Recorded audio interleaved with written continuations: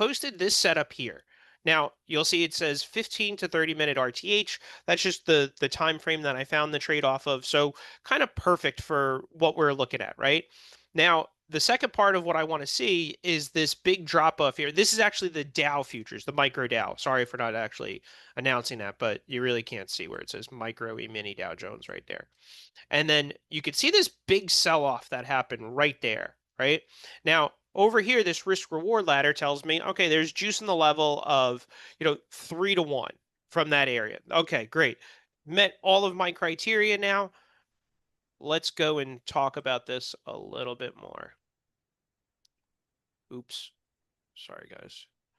All right. So here is the Dow futures. I've got notes all over the place because I did it last night. I wanted to make sure I was, where's my, oh,